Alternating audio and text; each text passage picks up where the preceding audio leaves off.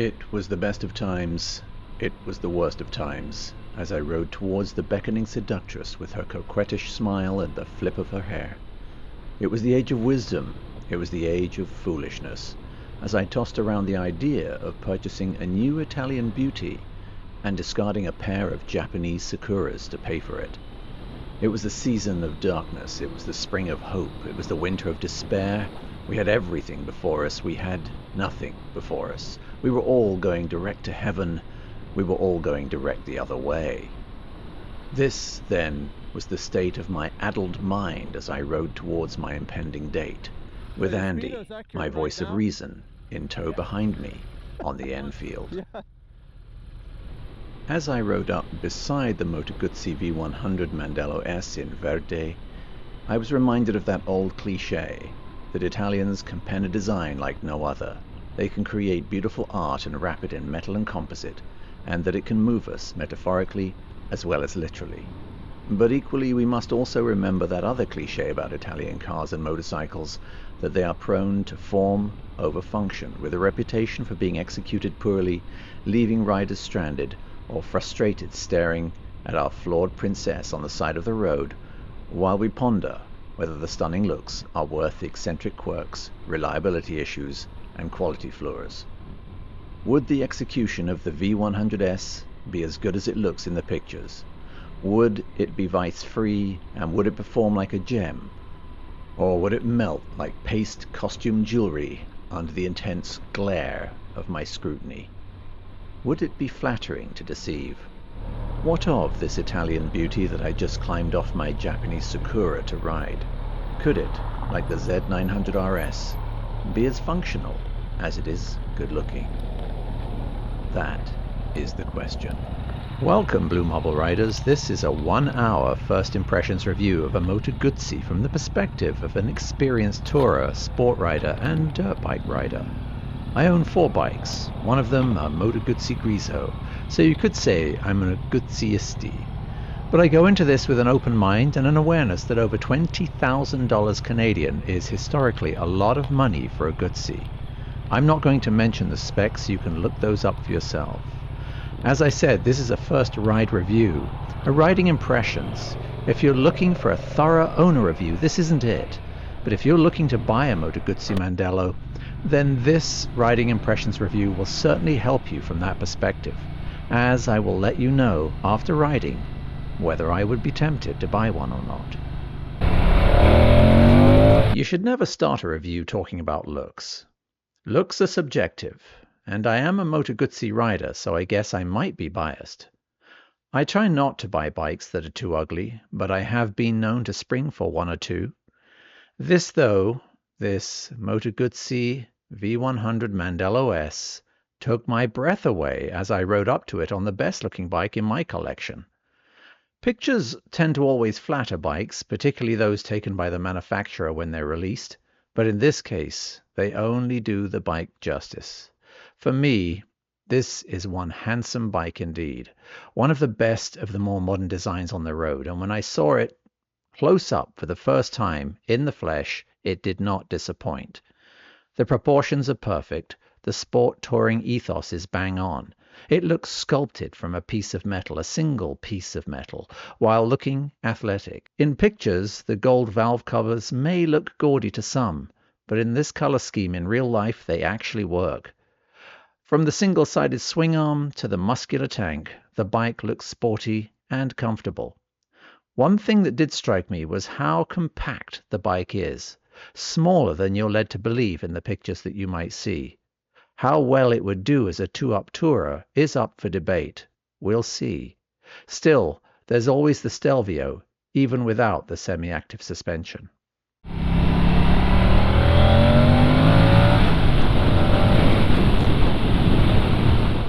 On walk-around and while riding, the quality of the bike shines through. Its fit and finish is top-notch, touches like paint, the single-sided swing arms, smooth fueling, the muscular sound it makes, and the finish of the welds, the satisfying tactile feedback from the switchgear, and the material and support of the seat all make the bike feel premium. Mind you, for over $24,000 Canadian, it should be premium. The Mandello S sounds like a Guzzi, albeit more refined. It has that nice baritone twin note with perhaps less of the Guzzi air-cooled caminess that you get on bikes like the Grezzo. It's very much a V-twin sound. Make no mistake, you can feel the engine, but it isn't intrusive, just there. It's more cultured and tempered without being over-diluted. If you want agricultural, look elsewhere. I've been on it long enough to let you know about seating position. Seating position for me is extremely comfortable. My legs... For my 6-foot, 185-pound frame, the bike is a comfortable and reassuring place to be. It's easily flat-footed with my 34-inch inseam, but on riding, my legs are bent to about 75 degrees, which is sportier than I expected. More bend than my V-Strom, but much less than my Grezzo. The bike itself is relatively narrow feeling as my legs tuck in perfectly in the attractive yet functional tank cutouts. I didn't notice any heat on my legs despite my knees being right behind the cylinders when I rode. Then again, I don't notice any heat on my air-cooled Grezzo either. I found the reach to the bars is easy and relaxed. There's no need to lean forward or brace yourself. So a sportier leg position than I was expecting then, but with a more touring upright stance in the saddle. The bars communicate the sporty ethos by being narrower than I thought, but once you feel how telepathic the handling is on this thing, you realize you just don't need wide bars. The seat is comfortable with a nice bump stop, but I was still able to shift forward and backwards. I did notice some minor warmth later in the ride under the seat, and I couldn't tell if that was me after an hour's ride or the bike. Perhaps you can comment below if you own one and can confirm or deny that idea. Yeah, so very impressed so far with what I'm finding. It's a bike that is really well sorted. I read all the reviews, watched all the videos. The V100 Mandello S could not possibly be that good and meet my artificially high expectations. How could it? And sure enough, that first gear thunk was a dead giveaway. This is a Guzzi. This is going to be characterful and not as refined or as svelte as those reviews profess. It'll be an Italian V-Strom if you like. Not that there's anything wrong with a V-Strom. I own one and would sell it for this if it offered more, but does it? As I started rolling, several observations became evident. The bike is modern. This is no awkward, quirky, heavy beast. While it still has the Guzzi first gear clunk, the clutch is lighter than most, but the engine is still just as tractable as your normal Guzzi. And Guzzi has got the fueling on this perfect. The bike feels light but solid, firm but supple, lithe but planted. I had no problem adjusting to the bike from the Z900 RS I arrived on. But what was the rest of that gearbox going to be like? I'm in first gear. Can I find neutral? Yes, I can. Nice.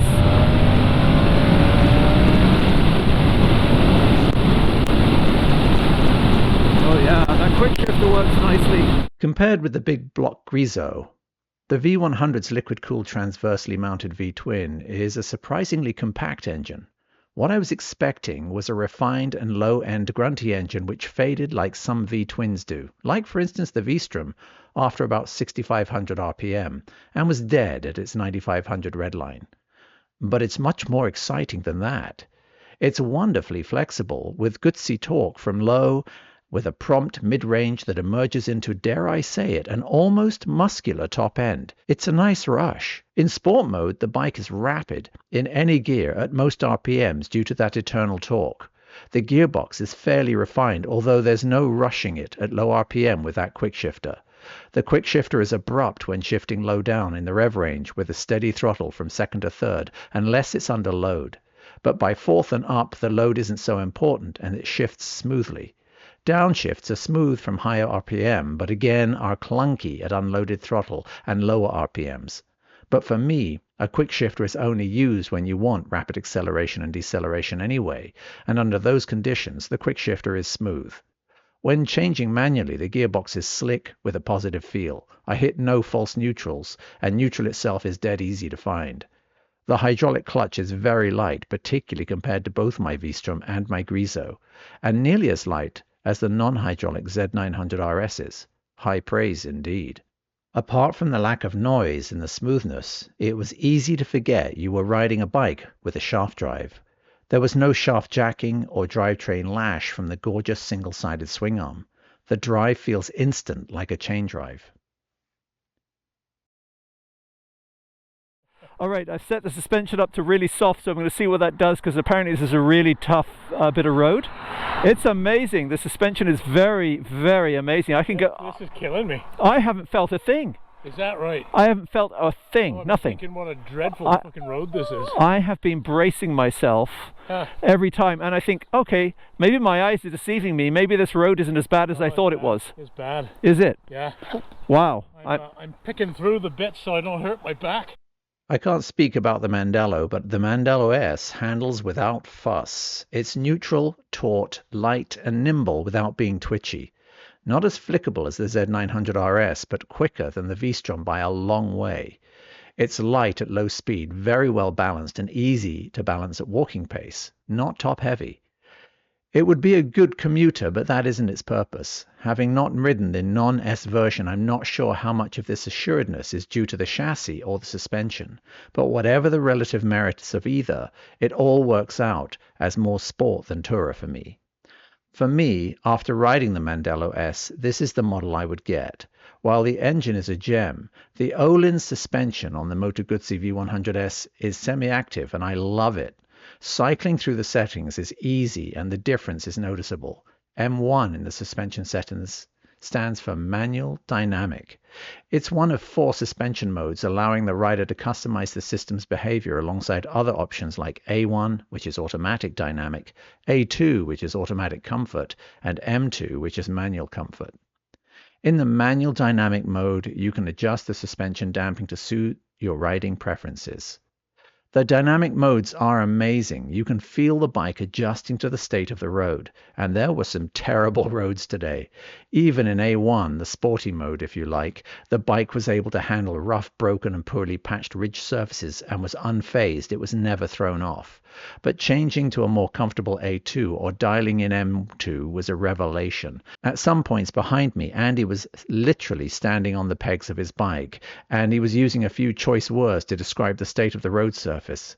But the Guzzi became like a magic carpet ride. This really impressed me.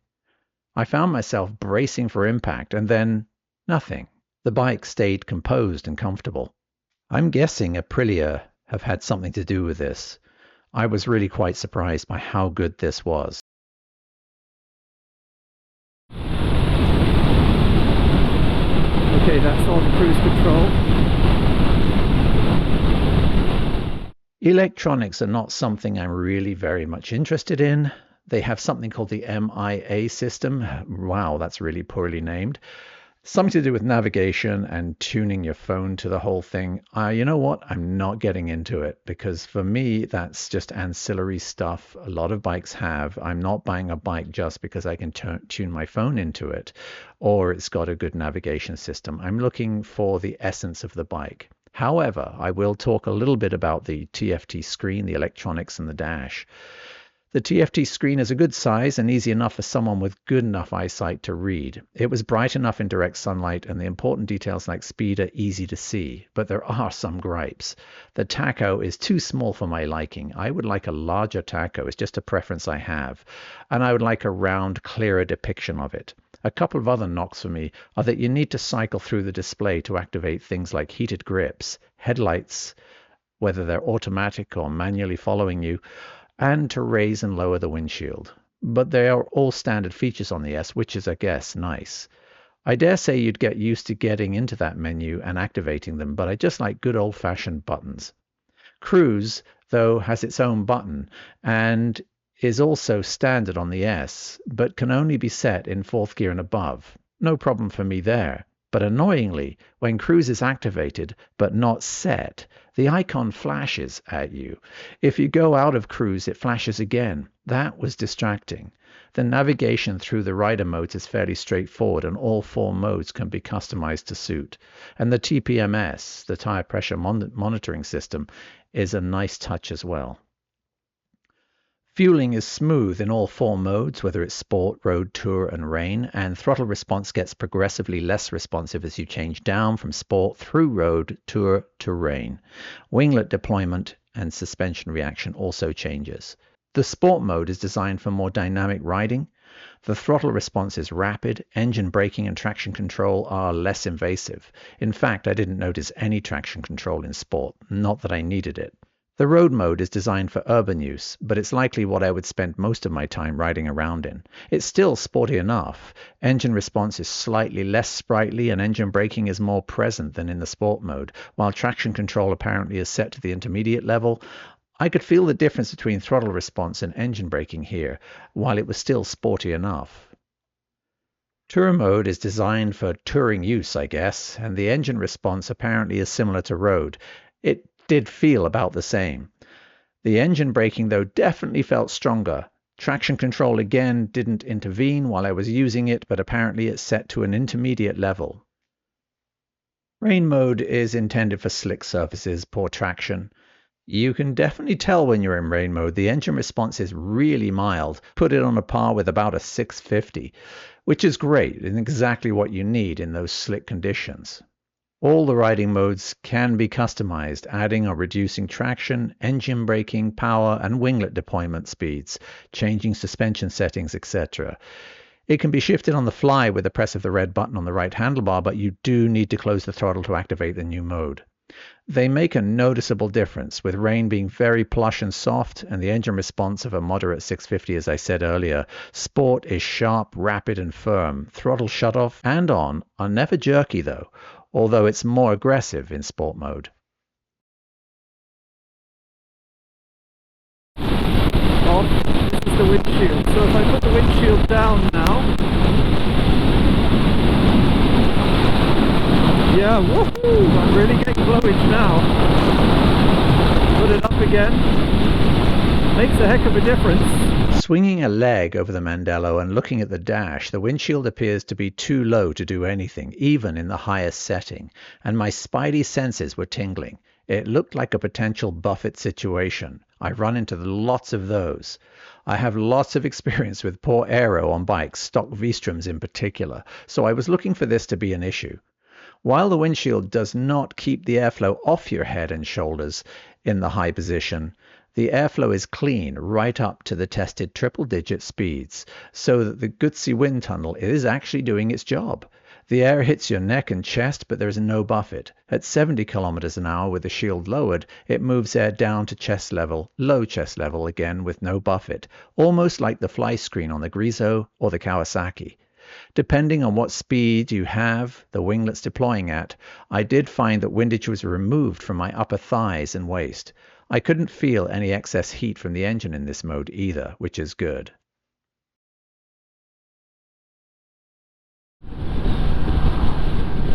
Yes, impressed with the bike. It certainly came with a lot of plaudits, and I can see why. Just like the V100 Mandello S, I have attempted to maintain my composure while on the rough stuff. Some Guzziisti have been underwhelmed by the new Guzzi offerings, particularly the liquid-cooled bikes, but for me, this is most definitely a target bike. I like Roadsters for their sharp handling, spirited performance and character, while Tourers also appeal to me for their longer distance comfort and manners.